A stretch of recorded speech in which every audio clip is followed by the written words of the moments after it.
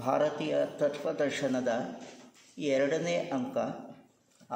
ಈ ದಿವಸ ಆ ವಿಷಯವಾಗಿ ನಿಮ್ಮೊಡನೆ ಕೆಲವು ವಿಚಾರಗಳನ್ನು ಹಂಚಿಕೊಳ್ತೇನೆ. ವಿಷಯಗಳು ಗಹನವಾಗಿರಬಹುದು, ಸಾಧ್ಯವಾದಷ್ಟು ಸುಲಭವಾಗಿ ಹೇಳುವಂಥ ಪ್ರಯತ್ನ ಮಾಡ್ತೇನೆ. ಸಂಸ್ಕೃತದಲ್ಲಿವೆ, ಇಂಗ್ಲೀಷ್ ವಿವರಣೆಗಳಿವೆ.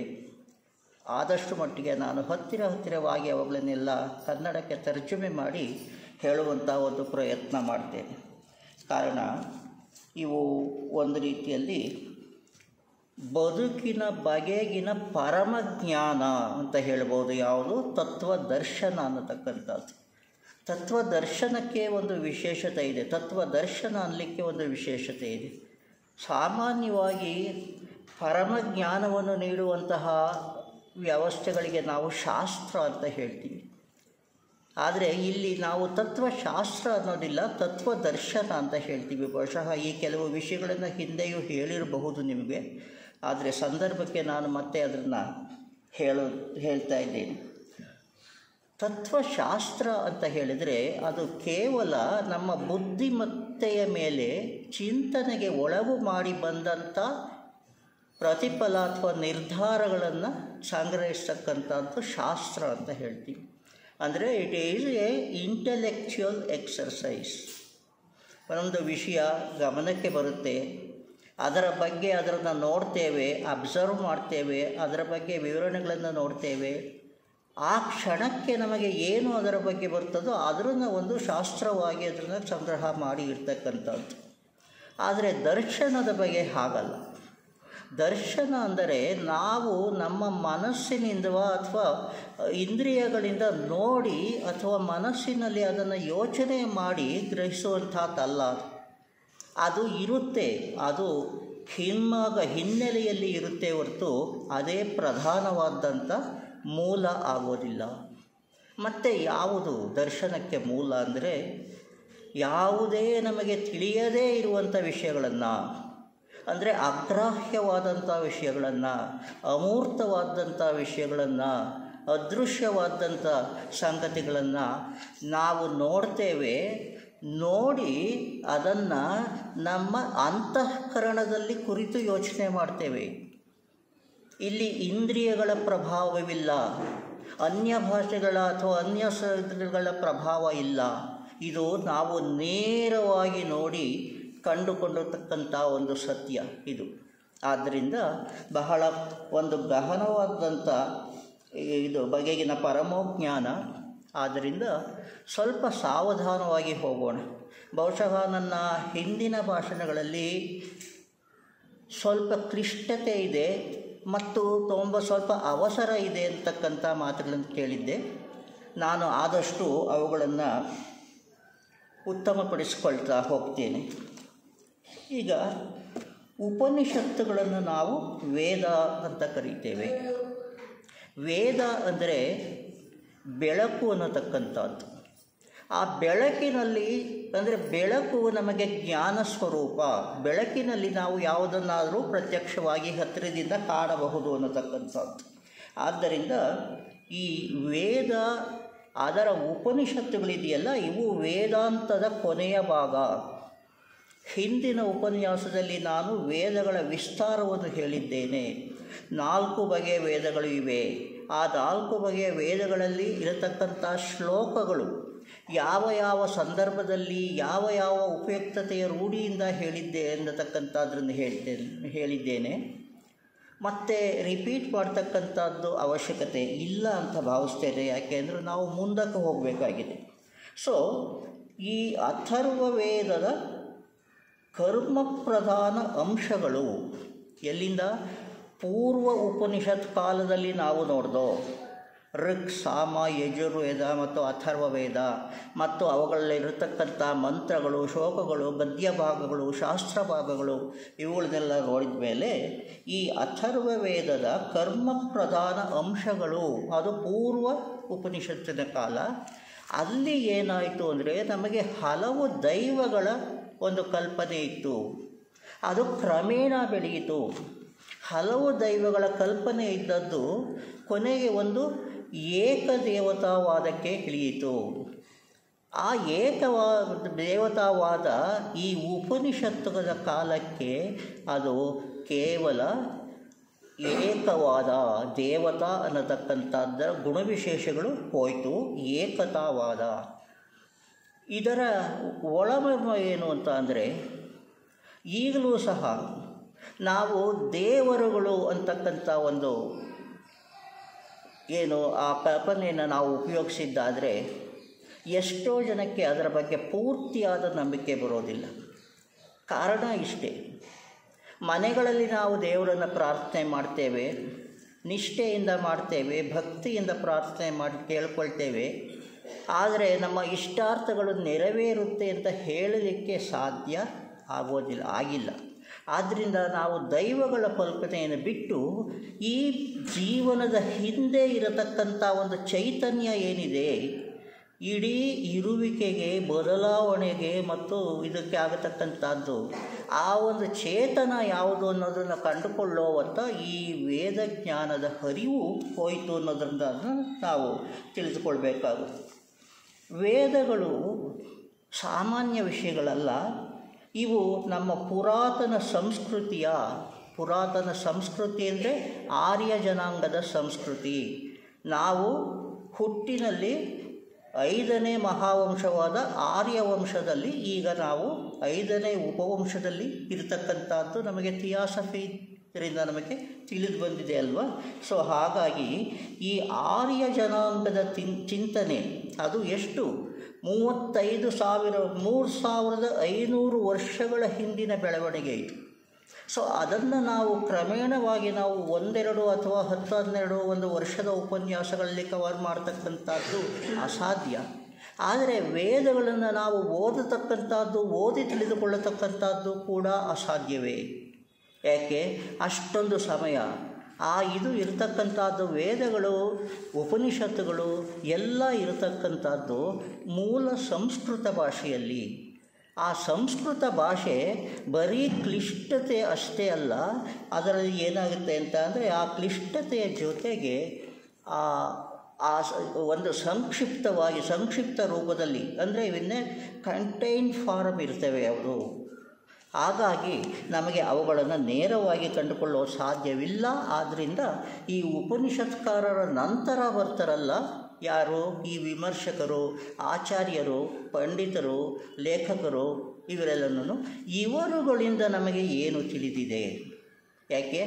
ಏನೂ ತಿಳಿದುಕೊಳ್ಳದೇ ಇರುವುದಕ್ಕಿಂತ ಸ್ವಲ್ಪ ತಿಳಿದುಕೊಂಡಿರತಕ್ಕಂಥದ್ದು ನಮ್ಮ ಪ್ರಯೋಜನಕ್ಕೆ. ಯಾಕೆ? ಬದುಕಿನ ಬಗ್ಗೆ ನಾವು ಏನೂ ತಿಳಿಯದೆ ಬಾಳುವುದು ಸಾಧ್ಯವಿಲ್ಲ. ಆದರೆ ಏನಾದರೂ ಒಂದು ಸ್ವಲ್ಪ ನಾವು ತಿಳಿದಿದ್ದೇ ಆದರೆ ನಮ್ಮ ಮನಸ್ಸಿನಲ್ಲಿ ಅಂತರ್ಜ್ಯೋತಿ ಇದೆ. ಆ ಅಂತರ್ಜ್ಯೋತಿ ಮುಂದಿನದನ್ನು ನಮಗೆ ಕಲಿಸುತ್ತೆ. ಆದ್ದರಿಂದ ವಿಷಯಗಳನ್ನು ಗ್ರಹಿಸಬೇಕು. ಕೇವಲ ಗ್ರಂಥಗಳಲ್ಲಿ, ಶಾಸ್ತ್ರಗಳಲ್ಲಿ, ಲೇಖಕರ ಪ್ರಬಂಧಗಳಲ್ಲಿ ಇದೆ ಅನ್ನತಕ್ಕಂಥದ್ದಲ್ಲ. ಯಾವ ವಿಷಯ ನಮಗೆ ಹೊಸದಾಗಿ ಗಮನಕ್ಕೆ ಬರುತ್ತೋ ಅದರ ಬಗ್ಗೆ ನಾವು ಒಳಗೆ ಆಂತರ್ಯಕ್ಕೆ ಹಾಕಿಕೊಂಡು ಯೋಚನೆ ಮಾಡಬೇಕು. ಇವು ಸೂತ್ರಗಳು ಅಷ್ಟೇ, ಇವೇ ವೇದಗಳ ಅಂಶಗಳ ಅಲ್ಲ ಅನ್ನತಕ್ಕಂಥದ್ರಿಂದ ಹೇಳ್ತೀನಿ. ಸೊ ಇವುಗಳನ್ನು ಕೇಳುವಲ್ಲಿ ಅಥವಾ ಸಂಗ್ರಹ ಮಾಡೋದರಲ್ಲಿ, ಇದರಲ್ಲಿ ನಾನು ಮತ್ತು ನೀವು ಸಹ ಸ್ವಲ್ಪ ಎಚ್ಚರವಾಗಿ ಇರಬೇಕಾಗುತ್ತೆ, ವಿವೇಚನೆಯಿಂದ ಕೂಡಿರಬೇಕಾಗುತ್ತೆ, ಹಾಗೂ ಸಾವಧಾನ ಇರಬೇಕಾಗುತ್ತೆ. ಆ ದೃಷ್ಟಿಯಿಂದ ನಾನು ಹೇಳ್ತೇನೆ, ನಾನು ಸಂಸ್ಕೃತ ಪಂಡಿತನಲ್ಲ, ವೇದಗಳನ್ನು ನಾನು ನೇರವಾಗಿ ಓದಿಲ್ಲ. ಆದರೆ ನನ್ನ ಮನಸ್ಸಿನ ತುಡಿತ ಏನು, ಬದುಕಿನ ಅರ್ಥವೇನು ಅನ್ನತಕ್ಕಂಥ ಆ ಮನಸ್ಸಿನ ತುಡಿತ ನನ್ನನ್ನು ಕೆಲವು ವಿಷಯಗಳಿಗೆ ಎಳೆದುಕೊಂಡು ಹೋಯಿತು. ಅದನ್ನು ನಾನು ಪರಿಚಯ ಮಾಡಿಕೊಂಡೆ. ಆ ಪರಿಚಯ ಮಾಡಿಕೊಂಡದ್ದರಿಂದ ಏನಾಯಿತು ಅಂದರೆ, ಈ ವಿಷಯಗಳನ್ನು ನಾನು ಇನ್ನೊಬ್ಬರೊಡನೆ ಹಂಚಿಕೊಳ್ಳಬೇಕು, ಪ್ರಪಂಚದೊಡನೆ ಹಂಚಿಕೊಳ್ಳಬೇಕು ಅನ್ನೋ ಒಂದು ಕಾತರತೆ ಬಂದದ್ರಿಂದ ನಾನು ಈ ಗಹನವಾದ ವಿಷಯಗಳನ್ನೇ ತೆಗೆದುಕೊಂಡು ನಾನು ಉಪನ್ಯಾಸಗಳನ್ನು ಮಾಡ್ತಾ ಇದ್ದೇನೆ. ಜ್ಞಾಪಕವಿರ್ಬೋದು, ವಿಶ್ವದರ್ಪ ದರ್ಶನದ ಬಗ್ಗೆ ಹಿಂದಿನ ಅಂದರೆ ನಾನು ತೆಗೆದುಕೊಂಡು ಹೇಳಿದ್ದೆ. ಆಮೇಲೆ ಮತ್ತು ಈ ಆಂತರಿಕ ರಚನೆ ಇದೆಯಲ್ಲ ನಮ್ಮದು, ಆರೋಗ್ಯದ ದೃಷ್ಟಿಯಿಂದ ನಮ್ಮ ಆಂತರಿಕ ರಚನೆ, ಅದರಲ್ಲಿ ಆಗತಕ್ಕಂಥ ಬದಲಾವಣೆಗಳು, ರೋಗಗಳು ಬರ್ತಕ್ಕಂಥದ್ದು, ರೋಗಗಳನ್ನು ಪರಿಹಾರ ಮಾಡಿಕೊಳ್ಳತಕ್ಕಂಥದ್ದು, ಈ ಎಲ್ಲ ವಿಷಯಗಳನ್ನು ನಾನು ಹೇಳಿದ್ದೇನೆ ಉಪನ್ಯಾಸಗಳಲ್ಲಿ. ಆಗ ತುಂಬ ಹಳೆಯದಾಗಿರಬಹುದು ಅದು ಸದ್ಯಕ್ಕೆ ಅದರ ಇದಿಲ್ಲ. ಸೊ ಈಗ ಇದೇ ವಿಷಯವಾಗಿ ಅಂದರೆ ಪೂರ್ವ ಉಪನಿಷತ್ತಿನ ದೇವರ ಪರಿಕಲ್ಪನೆಗಳ ಬಗ್ಗೆ, ಉಪನಿಷತ್ತಿನ ಕಾಲಕ್ಕೆ ಅದು ದೇವತಾವಾದದಿಂದ ಏಕತಾವಾದಕ್ಕೆ ಬಂತು ಅನ್ನೋದ್ರ ಬಗ್ಗೆ, ಅದರ ಬಗ್ಗೆ ಇವತ್ತಿನ ಈ ಉಪನ್ಯಾಸದಲ್ಲಿ ತಿಳಿದುಕೊಳ್ಳೋಣ. ಹೇಗೆ ನಾನು ಹೇಳಿದಂತೆ ಈ ವೇದಗಳು ಮಂತ್ರಗಳ ರೂಪದಲ್ಲಿ ಅಂದರೆ ಶ್ಲೋಕಗಳ ರೂಪದಲ್ಲಿ ಇವೆ. ಮಂತ್ರ ಅಂತ ಅಂದರೆ ಅದು ಒಂದು ರಚನೆ, ನಿಗೂಢವಾದಂಥ ರಚನೆ. ಅದರಲ್ಲಿ ಪದದ ಅರ್ಥ, ಈವನ್ ಯಾವ ಕನೋಟೇಷನ್ ಆಗಲಿ ಅಥವಾ ಯಾವುದು ಈ ಸಂಜ್ಞೆಗಳಿದೆಯಲ್ಲ, ನಾವು ಬರವಣಿಗೆಯಲ್ಲಿ ಕಾಮ, ಫುಲ್ ಸ್ಟಾಪ್ ಅಂಥದ್ದು ಏನೂ ಇಲ್ಲ. ಒಂದೇ ವಾಕ್ಯಗಳಲ್ಲಿ ಕೆಲವು 10 ಅಂಶಗಳನ್ನು ಅದರಲ್ಲಿ ತುಂಬಿರತಕ್ಕಂಥ ರಚನೆಗಳು ಅಂತ ಹೇಳ್ಬೋದು ಅದನ್ನು. ಏಕೆ ಸಂಪೂರ್ಣವಾಗಿ ಕಾವ್ಯ, ಅದು ಕಾವ್ಯಮಯ, ಗದ್ಯಮಯವಾದದ್ದು ಬೇರೆ ಬರುತ್ತೆ, ಆಗ ಅದು ನಮಗೆ ತಿಳಿವಾಗುತ್ತೆ. ಆದರೆ ಈ ಮಂತ್ರಗಳ ರೂಪದಲ್ಲಿರ್ತಕ್ಕಂಥವು ಇವುಗಳಲ್ಲಿ ಬೋಧೆಗಳ ರೂಪದಲ್ಲೂ ಇವೆ, ಆಚಾರವನ್ನು ಹೇಳಿಕೊಡ್ತವೆ, ನಮಗೆ ವಿಚಾರಗಳನ್ನು ತಿಳಿಸ್ಕೊಡ್ತವೆ, ನೀತಿ ಪಾಠಗಳು ಇದೆ.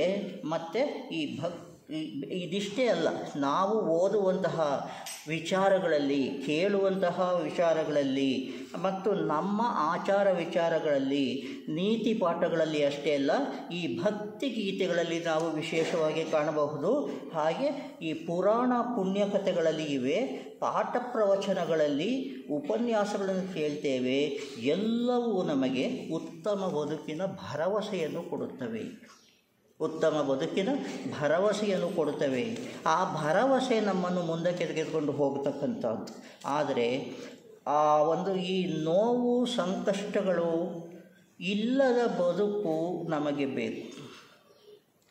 ನಮ್ಮ ಪ್ರತಿಯೊಂದು ಪ್ರಯತ್ನವೂ ಈ ಭೌತಿಕ ಅಥವಾ ನಮ್ಮ ಸಂಕಷ್ಟಗಳನ್ನ, ನೋವು ಸಂಕಷ್ಟಗಳನ್ನು, ಅದರಿಂದ ಮುಕ್ತವಾಗತಕ್ಕಂಥ ದಾರಿಯನ್ನು ಹುಡುಕ್ತಾ ಇವೆ ನಮ್ಮ ಮನಸ್ಸುಗಳು ಯಾವಾಗಲೂ.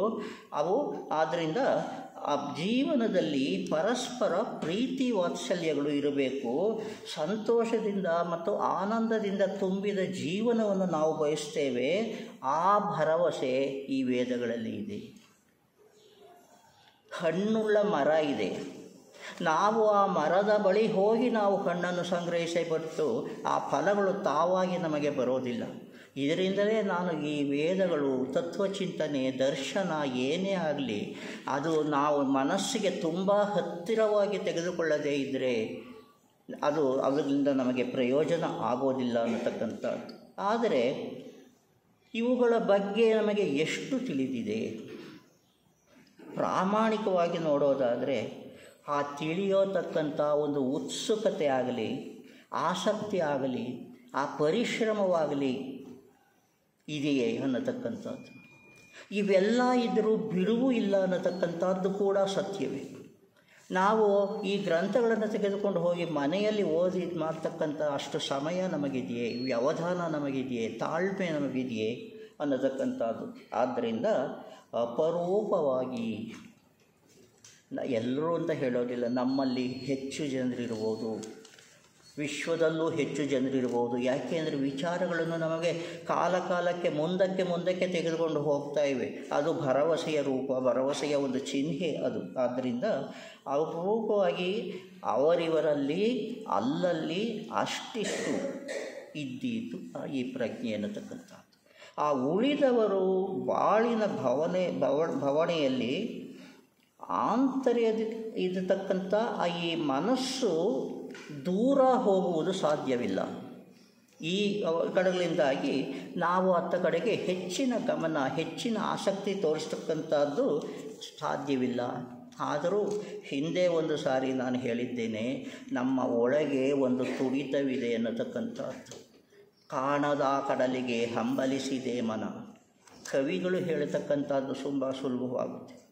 ಆದ್ದರಿಂದ ಈ ವೇದಗಳನ್ನು ಅಷ್ಟೇ ಕವಿಗಳು ಒಂದು ಭಾಷೆಯಲ್ಲಿ ಗುರುತಿಸ್ತಾರೆ, ಆದರೆ ಇವರು ಯಾರು ಮತ್ತು ಇತಿಹಾಸಜ್ಞರು ಒಂದರಲ್ಲಿ ಗುರುತಿಸ್ತಾರೆ, ಆಪ್ತಕರು ಒಂದು ರೀತಿಯಲ್ಲಿ ಗುರುತಿಸ್ತಾರೆ.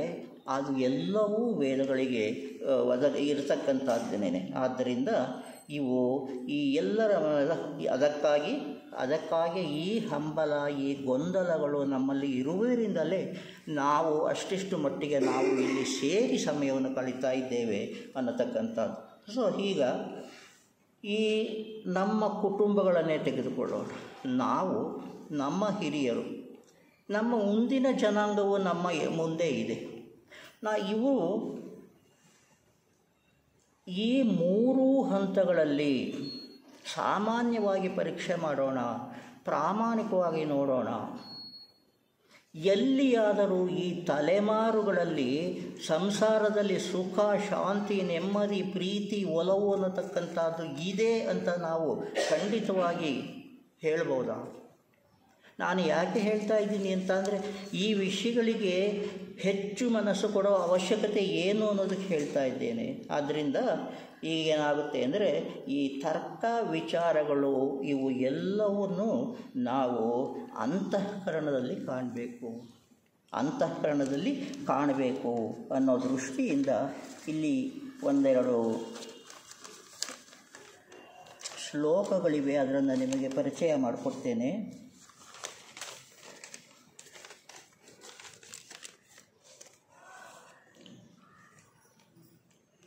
ಯಾವುದನ್ನು ತಿಳಿದರೆ ಎಲ್ಲವನ್ನೂ ತಿಳಿಯಬಹುದು. ಇದಕ್ಕೆ ಉದಾಹರಣೆ ನಮಗೆ ಶೌನಕ ಮತ್ತು ಅಂಗೀರಸ ಇವರ ಒಂದು ಸಂಭಾಷಣೆಯಲ್ಲಿ ತಿಳಿಯುತ್ತೆ. ಅದು ಏನು ಹೇಳ್ತದೆ ಅಂತ ಅಂದರೆ, ಯಾವುದನ್ನು ತಿಳಿದರೆ ಎಲ್ಲವನ್ನೂ ತಿಳಿಯಬಹುದು ಅನ್ನತಕ್ಕಂಥದ್ದು.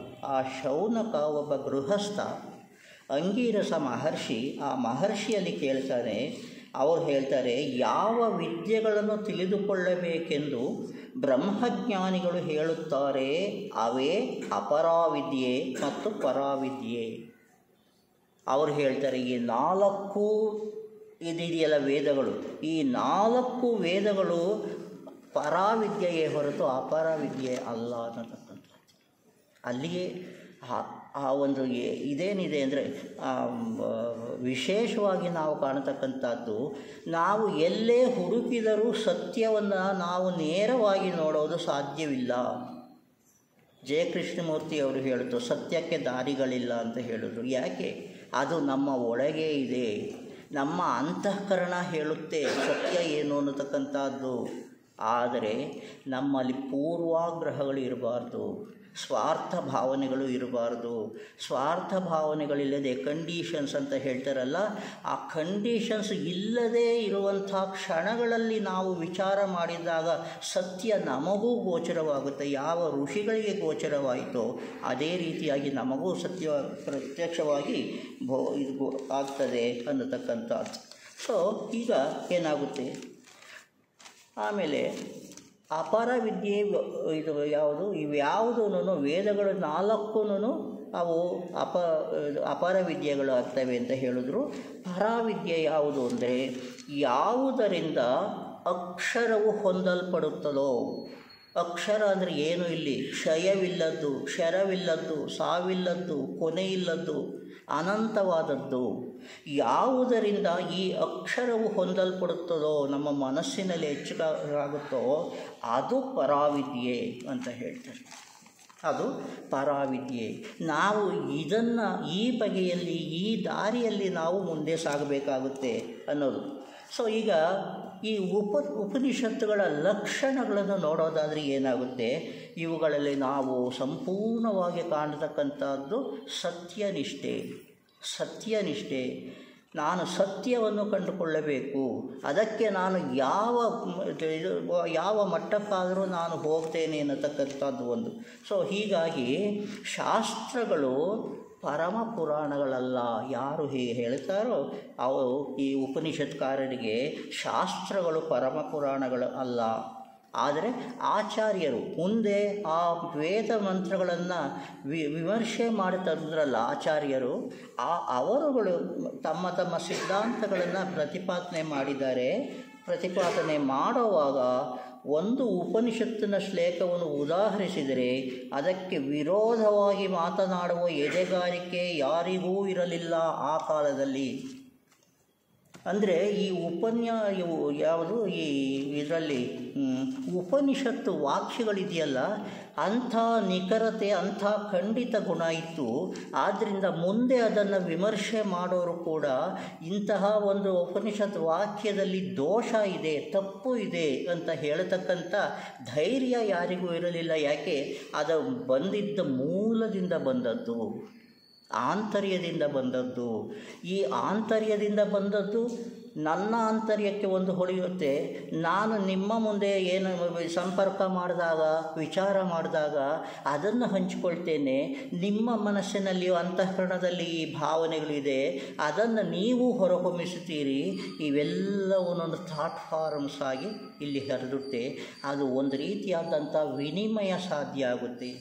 ನಾನು ಏನು ಹೇಳೋದಲ್ಲ, ಅಷ್ಟೇ ಅಲ್ಲ, ನಿಮಗೆ ಅರ್ಥವಾಗತಕ್ಕಂಥದ್ದು ಏನು ಅಂದರೆ, ಮೊದಲಾಗಿ ನಾನು ಹೇಳತಕ್ಕಂಥದ್ರಿಂದ ಒಬ್ಬೊಬ್ಬರೂ ಪರಿಗ್ರಹಿಸ್ತಕ್ಕಂಥದ್ದು ಒಂದು. ಆದರೆ ಇವೆಲ್ಲದರ ಪರಿಗ್ರಹಣೆಗೆ ಒಂದು ಸಾಲಿಡ್ ರೂಪ ಇರುತ್ತೆ, ಸಾಲಿಡ್ ಫಾರಮ್ ಇರುತ್ತೆ. ದಟ್ ಈಸ್ ದಿ ಯಾವುದು total thought form of this entire assembly. ಆದ್ದರಿಂದ ನಾನು ಪರಮವಾದಂಥ ಅಥವಾ ನಾನೇ ತಿಳಿದು ಎಲ್ಲ ಸತ್ವವಾಗಿ ನಾನು ಹೇಳ್ತಾ ಇದ್ದೇನೆ ಅಂತ ನಾನು ಹೇಳ್ಕೊಳ್ಳೋಕ್ಕಾಗೋದಿಲ್ಲ. ಇರಲಿ, ಅದಾಯಿತು. ಸೊ ಈ ಉಪನಿಷತ್ತುಗಳ ಲಕ್ಷಣ ಹೇಳ್ತಾ ಇದ್ದೆ. ಆಚಾರ್ಯರು ಒಂದು ಉಪನಿಷತ್ತನ್ನು ಅದಕ್ಕೆ ವಿರೋಧವಾಗಿ ಮಾತನಾಡುವ ಎದೆಗಾರಿಕೆ ಯಾರಿಗೂ ಇರಲಿಲ್ಲ. ಅಷ್ಟೇ ಅಲ್ಲ, ಆ ವಾಕ್ಯವನ್ನು ಇದು ನನಗೆ ಅರ್ಥವಾಗಲಿಲ್ಲ ಅಥವಾ ಇದು ನನಗೆ ಸರಿ ಹೊಂದಲಿಲ್ಲ ಅಂತ ಹೇಳಿ ಆ ವಾಕ್ಯವನ್ನು ಬಿಟ್ಟು ಉಳಿದದ್ದನ್ನು ವಿಮರ್ಶೆ ಮಾಡತಕ್ಕಂಥ ಕೆಲಸಕ್ಕೂ ಅವರು ಹೋಗ್ತಾ ಇರಲಿಲ್ಲ. ಯಾಕೆಂದರೆ ಅದು ಒಂದು ರೀತಿಯಾದಂಥ ಹೆಣಿಗೆ. ಈ ಮಂತ್ರಗಳಲ್ಲಿ ಇರತಕ್ಕಂಥದ್ದು ಒಂದಕ್ಕೊಂದು ಹೆಣಿಗೆ ಇರ್ತದೆ, ವಿಚಾರಗಳು ಒಂದಕ್ಕೊಂದು ಕೂಡಿರ್ತವೆ, ಅದರ ಸಂಗ್ರಾಹ್ಯ ಮಂತ್ರಗಳಾಗಿರ್ತವೆ. ಆದ್ದರಿಂದ ಅದಕ್ಕೆ ಆಮೇಲೆ ಧೈರ್ಯನೂ ಇರಲಿಲ್ಲ. ಒಂದು ವಾಕ್ಯವನ್ನು ತೆಗೆದುಕೊಂಡು ಹೇಗೋ ಅದನ್ನು ತಿರುವು ಮುರುವು ಮಾಡಿ ತಮ್ಮ ಅರ್ಥದಲ್ಲಿ ಅಲ್ಲಿ ಬರುವಂತೆ, ತಮ್ಮ ಅರ್ಥ ಅಲ್ಲಿಗೆ ಬರುವಂತೆ ಮಾಡ್ತಾ ಇದ್ದರು. ಯಾರೋ ನಮ್ಮ ಆಚಾರ್ಯರು. ಅದರಿಂದಲೇ ಇವತ್ತಿಗೆ ನಮಗೆ 10 ಮತಗಳು ಬಂದಿರತಕ್ಕಂಥದ್ದು. ಹಿಂದೂ ಮತ ಒಂದು, ಜೈನ ಮತ ಒಂದು, ಬೌದ್ಧ ಮತ ಒಂದು. ಪ್ರಪಂಚ ಮಳೆ ತೆಗೆದುಕೊಂಡಾಗ ಈವನ್ ಕ್ರಿಶ್ಚಿಯನ್ ಧರ್ಮ ಇರ್ಬೋದು, ಇಸ್ಲಾಂ ಧರ್ಮ ಇರ್ಬೋದು, ಇವು ಎಲ್ಲವೂ ಹೇಳ್ತವೆ ಈ ಒಂದು ಸತ್ಯವನ್ನು. ಇಡೀ ಜಗತ್ತನ್ನೇ ಕಾಪಾಡುವಂಥ, ಇಡೀ ಜಗತ್ತಿಗೆ ಅನ್ವಯವಾಗುವಂಥ ಒಂದು ಸತ್ಯ ಇದೆ. ಆ ಸತ್ಯವನ್ನು ಅಲ್ಲಗಳೆಯುವ ಧೈರ್ಯ ಯಾರಿಗೂ ಇಲ್ಲ. ಅದನ್ನು ಬದಲಾಯಿಸಿ ತಿರುಚಿ ಹೇಳೋ ಸ್ವಾತಂತ್ರ್ಯ ಅವ್ರಿಗೆ ಮಾತ್ರ ಇದೆ. ಆ ರೀತಿ ಆಗಿದ್ದರಿಂದಲೇ ನಮಗೆ ಇವತ್ತು ಈ ವೇದದ ಸಾಹಿತ್ಯವನ್ನು ತಿಳಿದುಕೊಳ್ಳೋದು ಕಷ್ಟವಾಗ್ತಾ ಇದೆ. ಯಾಕೆ? ಇವು ಅಡ್ಡಿ ಬರ್ತವೆ, ಹಾಗೂ ಇರ್ಬೋದು, ಹೀಗೂ ಇರ್ಬೋದು ಅನ್ನತಕ್ಕಂಥದ್ದು. ಆದರೆ ನಮ್ಮ ಮನಸ್ಸಿನಲ್ಲಿ ಅದನ್ನು ಹಾಕಿ ಅರೆದುಕೊಂಡು ಸ್ನೇಹ ಮಾಡಿಕೊಳ್ಳುವಂಥ ಒಂದು ಶಕ್ತಿ ಅಥವಾ ಒಂದು ಪ್ರೇರಣೆ ನಮಗೆ ಬೆಳೆದಿಲ್ಲ ಅಂತ ಎಲ್ಲರ ಬಗ್ಗೆ ಹೇಳ್ತಾ ಇಲ್ಲ, ಸಾಮಾನ್ಯವಾದ ವಿಷಯ ಹೇಳ್ತಾ ಇದ್ದೀನಿ. ದಯವಿಟ್ಟು ಯಾರು ಇವುಗಳನ್ನು ಅಪವಾದ ಅಂತ ಭಾವಿಸಬಾರ್ದು.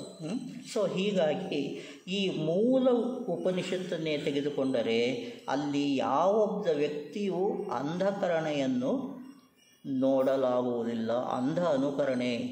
ಒಂದು ವಾಕ್ಯವನ್ನು ತೆಗೆದುಕೊಳ್ಳಿ, ಏನಿರ್ಬೋದು, ಬ್ರಾಹ್ಮಣೋ ಇದು ಯಾವುದು ಮಂತ್ರ ಬ್ರಾಹ್ಮಣೋರ್ ವೇದ ದ್ರಷ್ಟಾರಹ ಅನ್ನತಕ್ಕಂಥದ್ದು ಒಂದು ಮಾತು. ಸಿಂಪಲ್ ಕ್ವೆಶ್ಚನ್ ಇದು. ಅದು ಅಂದರೆ ವೇದಗಳು ಯಾವುದರಲ್ಲಿ ಇವೆ ಅಂದರೆ ಅವು ಮಂತ್ರಗಳಲ್ಲಿ ಮತ್ತು ಬ್ರಾಹ್ಮಣ್ಯ ಇದರ ಎರಡರಲ್ಲಿ ವೇದಗಳು ಅಡಗಿವೆ ಅಂತ ಹೇಳ್ತಾರೆ ಅವರು. ಅಂದರೆ ಉಳಿದ ಯಜುಸ್ ಮತ್ತು ಅಥರ್ವ ಇದೆಯಲ್ಲ, ಇದರಲ್ಲಿ ಇರತಕ್ಕಂಥದ್ದು ಕೇವಲ ಪೂಜೆ ಇದಕ್ಕೆ ನಿಷ್ಠೆಗಳಿಗೆ ಸಂಬಂಧಿಸಿದ ವಿಚಾರಗಳೇ ಹೊರತು ಅದರಲ್ಲಿ ತತ್ವಗಳ ವಿಚಾರ ಇಲ್ಲ. ನಾವು ತತ್ವಾನ್ವೇಷಣೆ ಮಾಡ್ತಾ ಇದ್ದೇವೆ. ಆ ತತ್ವ ಏನನ್ನು ತೋರಿಸುತ್ತೆ ನಮಗೆ? ಆ ತತ್ವ ಅಂತ ಅಂದರೆ ಅದನ್ನು ನಾವು ನಾನು ಅಂತ ಭಾವಿಸ್ತೇವೆ, ಆತ್ಮ ಅಂತ ಭಾವಿಸ್ತೇವೆ, ಬ್ರಹ್ಮ ಅಂತ ಭಾವಿಸ್ತೇವೆ. ನಾನು, ಆತ್ಮ, ಬ್ರಹ್ಮ ವೇದಗಳು ಒಟ್ಟಾರೆಯಾಗಿ ಹೇಳ್ತೇವೆ. ಆತ್ಮಾನಾಂ ಬ್ರಹ್ಮ ಅಂದಾಗ ನಮ್ಮಲ್ಲಿ ಯಾವ ಭೇದ ಇದೆ? ಜೀವನಿಗೂ ಆತ್ಮನಿಗೂ ಬ್ರಹ್ಮನಿಗೂ ಯಾವ ಭೇದವೂ ಇಲ್ಲ, ಇವೆಲ್ಲವೂ ಒಂದೇ. ನಾನು ಭಗವಂತ ಅಥವಾ ನಾನು ಬ್ರಹ್ಮ ಅಂತ ಹೇಳಿಕೊಳ್ಳೋ ಎದೆಗಾರಿಕೆ ನಮಗೆ ಇದೆಯೇ? ಇರಲೇಬೇಕು. ಅದು ಇದ್ದಾಗ ಮಾತ್ರ ನಾವು ಸತ್ಯಕ್ಕೆ ಹತ್ತಿರವಾಗ್ತೇವೆ. ನಮ್ಮನ್ನು ನಾವು ಆ ಒಂದು ನಮಗೆ ಹುಟ್ಟಿ ಬಂದಂಥದ್ದು ಒಂದು ಪರಂಪರೆಯಲ್ಲಿ ಹುಟ್ಟಿ ಬಂದಿದ್ದೇವೆ, ಕಾರಣ ಪುರುಷರಾಗಿ ನಾವು ಬಂದಿದ್ದೇವೆ ಇಲ್ಲಿಗೆ. ಆದ್ದರಿಂದ ನಮ್ಮಲ್ಲಿಯೂ ಆ ಶಕ್ತಿ, ಆ ಸಾಮರ್ಥ್ಯ ಇದೆ. ಬಹುಶಃ ಜನ್ಮಾಂತರದ ಇದರಲ್ಲಿ ನಮಗೆ ಅವಕಾಶಗಳು ಸಿಗದೇ ಇರಬಹುದು, ಆದರೂ ಅದು ಮನಸ್ಸಿನೊಳಗೆ ಇಡತಕ್ಕಂಥ ಆ ಮಿಡಿತ ಇದೆಯಲ್ಲ, ಅದು ನಮ್ಮನ್ನು ದಾರಿಯಲ್ಲಿ ಕೊಂಡು ಹೋಗ್ತದೆ ಅನ್ನತಕ್ಕಂಥದ್ದು. ಆದ್ದರಿಂದ ಇವುಗಳಲ್ಲಿ ಅಂಧ ಅಂತಃಕರಣೆ, ಅದಕ್ಕಾಗಿ ಆ ಶ್ಲೋಕ ಹೇಳಿದೆ, ಮಂತ್ರ ಬ್ರಾಹ್ಮಣಯೋ ವೇದ ದ್ರಷ್ಟಾರಹ ಅಂತ ಹೇಳ್ತಾರಲ್ವ. ಅಂದರೆ ಆ ಮಂತ್ರ ಬ್ರಾಹ್ಮಣಗಳಲ್ಲಿ ವೇದ ಕಾಣಸಿಗುತ್ತೆ ಅಂತಕ್ಕಂಥದ್ರನ್ನ ಇದು ಅಂಧ ಅಂತಃಕರಣೆ, ಕೇವಲ ಕುರುಡಾಗಿ ನಾನು ಅದನ್ನು ನಂಬುತ್ತೇನೆ ಅಂತ ಹೇಳೋದು ಸಾಧ್ಯವಿಲ್ಲ ಅನ್ನೋದಕ್ಕೆ ಎರಡು ಬಗೆ ಇರುತ್ತೆ. ಒಂದು ನಮಗೆ ಏನೂ ಅರ್ಥವಾಗಿಲ್ಲ ಅನ್ನತಕ್ಕಂಥದ್ದು, ಇನ್ನೊಂದು ಅದು ಅರ್ಥವಾದರೆ ಅದು ಖಂಡಿತ ಅದು ನೆರವೇರುತ್ತೆ ಅನ್ನತಕ್ಕಂಥದ್ದು. ಹಾಗಾಗಿ ಈ ಇದರಲ್ಲಿ ಸತ್ಯ ಮಾರ್ಗದಲ್ಲಿ ಉಪನಿಷತ್ತಿನ ಋಷಿಗಳು ಧೀರ ಯಾತ್ರಿಕರು ಅಂತ ಹೇಳ್ತಾರೆ. ಯಾವುದಕ್ಕೂ ಜಗ್ಗಲಿಲ್ಲ ಅವು. ಯಾಕೆ? ಹಲವು ದೇವತೆಗಳ ಕಲ್ಪನೆಗಳು ಇದ್ವು. ಎಲ್ಲ ದೇವತೆಗಳಿಗೂ ಒಂದು ಅಧೀಶನಾದಂಥ ಒಬ್ಬ ಏಕತಾ ದೇವತೆ ಬಂತು. ಆಮೇಲೆ ಇದರಲ್ಲಿ ಯಾವುದರಲ್ಲಿ ನಮಗೆ ಇದರ ಕಲ್ಪನೆ ಬಂತು, ಉಪನಿಷತ್ತುಗಳಲ್ಲಿ ನಮಗೆ ಪುರುಷನ ಕಲ್ಪನೆ ಬಂತು. ಆ ಪುರುಷನ ಕಲ್ಪನೆಯನ್ನು ವಿಮರ್ಶಕಾರರು ಆತ್ಮ ನಾನು ಅನ್ನತಕ್ಕಂಥದ್ರನ್ನು ಮಾಡಿ ವೇದದ ಪಂಚಮಹಾವಾಕ್ಯಗಳು ಬಂದವು ಅನ್ನತಕ್ಕಂಥದ್ರನ್ನ. ಸೊ ಹಾಗಾದಾಗ ಅವರು ಧೀರ ಯಾತ್ರಿಕರು. ಈ ಪುರುಷ ಅನ್ನತಕ್ಕಂಥದ್ರಿಂದ ಪ್ರಾರಂಭವಾಗಿ ಇವತ್ತಿಗೆ ಏನು ಆ ಪುರುಷನ ಕಲ್ಪನೆಯೂ ಇದೆ. ಜೀವ ಆತ್ಮ ಕಲ್ಪನೆಯಲ್ಲಿ ಒಂದು ರೀತಿಯ ಸಾಮ್ಯತೆಯನ್ನು ನಾವು ನೋಡ್ತಾ ಇದ್ದೇವೆ. ಆದರೆ ಇದರಲ್ಲಿ ಇರತಕ್ಕಂಥ ಸತ್ವ ಏನು ಅಂದರೆ ಕೇವಲ ಚೈತನ್ಯ. ಆ ಚೈತನ್ಯ ಒಂದೇ ನಮ್ಮನ್ನು ಸೃಷ್ಟಿ ಮಾಡಿ ನಡೆಸಿ ನಮ್ಮ ಕೊನೆಯ ಒಂದು ಮೋಕ್ಷಕ್ಕೆ ತೆಗೆದುಕೊಂಡು ಹೋಗ್ತಕ್ಕಂಥದ್ದು ಕೂಡ ಆ ಚೈತನ್ಯವೇ. ಯಾವ ದೇವರುಗಳನ್ನು ನೀವು ಪೂಜಿಸಬೇಕಾದಿಲ್ಲ, ಆರಾಧಿಸಬೇಕಾದಿಲ್ಲ. ಆ ದೇವರದ ಒಂದು ಸಂಕೇತ ನಾವು ಇಟ್ಕೊಳ್ತೇವೆ. ದೇವರು ಅನ್ನತಕ್ಕಂಥದ್ದು ನಾವು ಈಗ ಕರೆಯೋದು ಕೇವಲ ಒಂದು ಸಂಕೇತ. ಆ ಸಂಕೇತದಲ್ಲಿ ನೀವು ಆ ಪಾತ್ರೆಯಲ್ಲಿ ನೀವು ಏನನ್ನಾದರೂ ತುಂಬಿ ಪರವಾಗಿಲ್ಲ, ಎಣ್ಣೆ ತುಂಬಿದರೂ ಆಗುತ್ತೆ, ನೀರು ತುಂಬಿದರೂ ಆಗುತ್ತೆ, ಹಾಲು ತುಂಬಿದರೂ ಆಗುತ್ತೆ. ಸೊ ಹೀಗಾದಾಗ ಏನಾಗ್ತದೆ, ಹಾಗಾಗೋದ್ರಿಂದ ಅವರು ಈ ಪುರುಷನ ಕಲ್ಪನೆಯಿಂದ ಬೆಳವಣಿಗೆ ಇಷ್ಟರ ಮಟ್ಟಿಗೆ ಬಂದಿದೆ. ಇವಾಗ ಆಚಾರಗಳಿಗೆ ಕಟ್ಟು ಬೀಳಬೇಕಾದ್ದಿಲ್ಲ. ನಮ್ಮ ಮನಸ್ಸು ಅಂತಃಕರಣ ಏನು ಹೇಳುತ್ತೆ, ಆ ಅಂತಃಕರಣವನ್ನು ಶುದ್ಧಿ ಮಾಡಿಕೊಳ್ಳಬೇಕು ಮೊದಲು. ಅದರಲ್ಲಿ ಪ್ರಿಜುಡಿಸಸ್ ಇರಬಾರ್ದು, ಸ್ವಾರ್ಥ ಇರಬಾರ್ದು. ಆ ಒಂದು ಕಣ್ಣಿನಲ್ಲಿ ನಾವು ನೋಡಿದರೆ ನಮಗೆ ಸತ್ಯ ನಮಗೂ ಅರ್ಥವಾಗುತ್ತದೆ ಅನ್ನತಕ್ಕಂಥದ್ದು ಹೇಳುವುದು ಸುಲಭ. ಉಪನ್ಯಾಸಗಳನ್ನು ಮಾಡಿದ್ದಾರೆ, ನಾನು ಮಾಡ್ತಾ ಇದ್ದೇನೆ, ಬೇರೆಯವ್ರದ್ದು ಕೇಳಿದ್ದೀರಿ ನೀವು. ಇವು ಪ್ರಮೇಯವಾಗೋದಿಲ್ಲ. ಒಂದು ಅವಕಾಶ, ಒಂದು ಸಂದರ್ಭ ಬಂದಿದೆ, ನಿಮ್ಮನ್ನು ಒಟ್ಟಿಗೆ ಕರೆತಂದಿದೆ. ನನ್ನಲ್ಲಿ ಈ ವಿಚಾರಗಳನ್ನು ಹೇಳುವಂತಹ ಒಂದು ಪ್ರೇರಣೆಯನ್ನು ಕೊಟ್ಟಿದೆ. ಇವು ಎಲ್ಲವೂ ಅವಕಾಶಗಳು ಅಂತ ನಾವು ಭಾವಿಸ್ಕೊಂಡು ಹೋಗಬೇಕಾಗ್ತದೆ. ಆದ್ದರಿಂದ ಈ ಉಪನಿಷತ್ತುಗಳನ್ನು ಅಧ್ಯಯನ ಮಾಡುವಾಗ ಯಾವ ವೇದ ಉಪನಿಷತ್ತುಗಳನ್ನು ಒಳಗೊಂಡಿದೆಯೋ, ಉಪನಿಷತ್ತುಗಳು ಎಲ್ಲ ಉಪನಿಷತ್ತುಗಳಿಗೂ ವೇದವೇ ಮೂಲ. ಯಾವುದೋ ಒಂದು ಚತುರ್ವೇದಗಳಿದೆಯಲ್ಲ, ಆ ಚತುರ್ವೇದದಲ್ಲಿ ಯಾವುದೋ ಒಂದು ವೇದಕ್ಕೆ ಸಂಬಂಧಪಟ್ಟಿರುತ್ತೆ. ಉಪನಿಷತ್ತಿನ ಎಲ್ಲ ಶ್ಲೋಕಗಳು ಅಷ್ಟೇ ಆ ವೇದವನ್ನೇ ಗೌಣವಾಗಿ ಪರಿಗಣಿಸುವ ಧೈರ್ಯ ದ್ರಷ್ಟಾರರಿಗಿತ್ತು, ಋಷಿಮುನಿಗಳಿಗಿತ್ತು. ಯಾಕೆ? ಅವರು ಸತ್ಯವನ್ನು ಕಂಡಿದ್ದಾರೆ, ನೇರವಾಗಿ ಕಂಡಿದ್ದಾರೆ. ಅದನ್ನು ವೇದಗಳಲ್ಲಿ ನಾವು ಅದಕ್ಕೆ ಒಂದು ಪ್ರತಿರೋಧವನ್ನು ಕಂಡರೆ ಅದನ್ನು ಕೆಳಗಿಡುವಷ್ಟು, ಗೌಣ ಮಾಡಿ ಹೊರಗಿಡುವಷ್ಟು ಧೈರ್ಯ ನಮ್ಮ ಋಷಿಗಳಲ್ಲಿ ಇತ್ತು. ಅದರಿಂದ ಉಪನಿಷತ್ತಿನ ಋಷಿಗಳು ಧೀರ ಯಾತ್ರಿಕರು ಅಂತ ಹೇಳ್ತಾರೆ.